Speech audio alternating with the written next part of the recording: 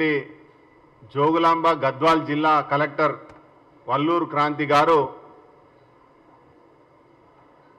గత BRS party ఎమ్మెల్యేలకు అంటుగా ఉంటూ వారు చెప్పినటువంటి ప్రతి అవినీతి పనిని చేస్తూ గతంలో ఏ విధంగా అయితే ధరణిలో సమస్యలు వచ్చి రైతులు మీ సేవలో లక్షల రూపాయలు వెచ్చించి వేల రూపాయలు వెచ్చించి అప్లికేషన్స్ పెట్టుకుంటే మరి అదే పరమావధిగా పైసనే పరమావధిగా పెట్టుకొని మరి కలెక్టర్ గారు కూడా మరి తన యొక్క అధికారాన్ని డబ్బు కోసం మరి తన తండ్రి అయినటువంటి వెంకట్రామరెడ్డి గారు కర్నూలు జిల్లా గవర్నమెంట్ హాస్పిటల్ సూపరింటెండెంట్గా పనిచేస్తున్నటువంటి వ్యక్తిని మరి ఒక ఆర్థిక లావాదేవీలకు తన తండ్రిగా అడ్డాగా పెట్టుకొని మరి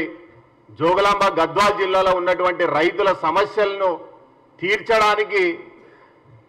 వాళ్ళ తండ్రి గారితో ఆర్థిక లావాదేవీలు పెట్టుకొని లక్షల రూపాయలు దోచుకొని మరి జోగులాంబ గద్వాల్ జిల్లాలో దాదాపు 12 మండలాల్లో జరిగినటువంటి అవినీతి భాగవతం ఇవాళ బయటపడుతుంది. గట్టు లిఫ్ట్ ఇరిగేషన్కి ఏదైతే ప్రభుత్వ భూములు లేకుంటే పట్టా భూములు మరి ఆక్విజిషన్ జరిగేటప్పుడు దాదాపు 200-300 ఎకరాలు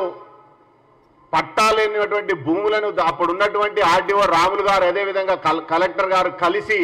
రికార్డు లేకున్నా కూడా రికార్డు ఉన్నట్టు సృష్టించి మరి ఆ యొక్క భూములను రైతుల పేరుతో లక్షల కోట్ల రూపాయలు దోచుకున్నటువంటి చరిత్ర మరి వల్లూరు క్రాంతి గారిది. ఏ విషయం వచ్చినా ఏదైనా ఒక రైతు అవుట్ సైడ్స్లో ఉన్నటువంటి భూమిని పట్టాలాంటి చేయడానికి ధరణి సమస్యల పేరుతో వస్తే ఏ సమస్య వచ్చినా గత ప్రభుత్వంలో పనిచేసినటువంటి ఎమ్మెల్యేలు చెప్పిన విధంగా ఒక భూమి తగాదా ఉందంటే ఆ తగాదాన్ని నిషేధిత జాబితాలో పెట్టడానికి లక్షల రూపాయలు తీసుకొని ఆ భూమిని నిషేధిత జాబితాలో పెట్టాలి. అంటే ఎమ్మెల్యేలు గతంలో పనిచేసినటువంటి బీఆర్ఎస్ ఎమ్మెల్యేలకు ఒత్తాసు పలుకుతూ మరి ప్రభుత్వం ఏదైతే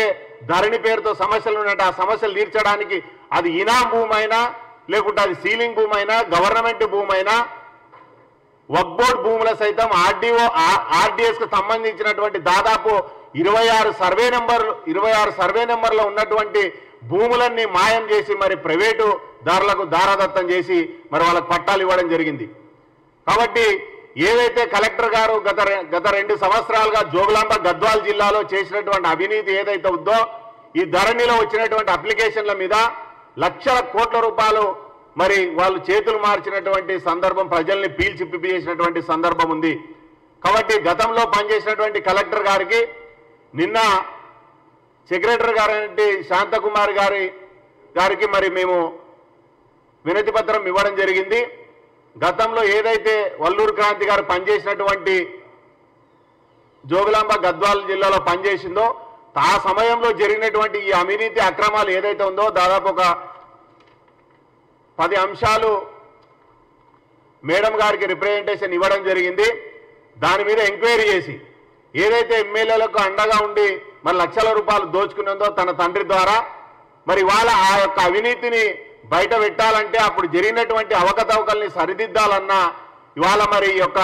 కలెక్టర్ గారి మీద ఎంక్వైరీ చేయించి మరి ఆ రైతులకు తగిన న్యాయం చేయాలి. ఎందుకంటే దాదాపు 3.5-4 సంవత్సరాలుగా ధరణిలో అప్లై చేసుకొని దాదాపు 2,20,000 మంది మరి ఇవాళ పెండింగ్ ఉన్నటువంటి వ్యక్తులకు ఇదో వ్యాపారంగా అంటే జిల్లా యంత్రాంగానికి సరిపోయే జీతానికి కూడా మీ సేవల ద్వారా ధరణి సమస్యలతో లక్షల కోట్ల రూపాయలు వసూలు చేసి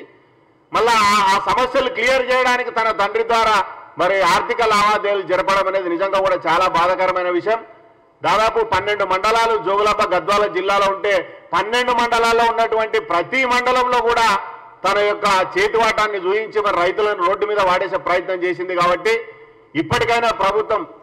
మాదుంది కాబట్టి మాకు ఎందుకంటే ఇప్పుడు గతంలో అవినీతి చేసింది కాబట్టి ఇప్పుడు బయట పెట్టడానికి మా ప్రభుత్వం ఉంది కాబట్టి ప్రజాపాలన ఉంది కాబట్టి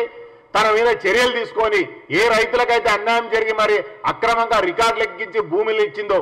అరే డబల్ రిజిస్ట్రేషన్ అయినటువంటి వాటిని కూడా ముందుగా రిజిస్ట్రేషన్ అయినటువంటి వ్యక్తికి హక్కు ఉంటుంది కానీ రెండోసారి అక్రమంగా రిజిస్ట్రేషన్ చేసుకున్నటువంటి వ్యక్తులకు కూడా మరి రికార్డులు ఎక్కించినటువంటి చరిత్ర వక్ఫ్ బోర్డు భూములను సైతం దాన్ని పట్టాగా చేసి మరి భూములు ప్రైవేట్ వ్యక్తులకు ఇచ్చినటువంటి చరిత్ర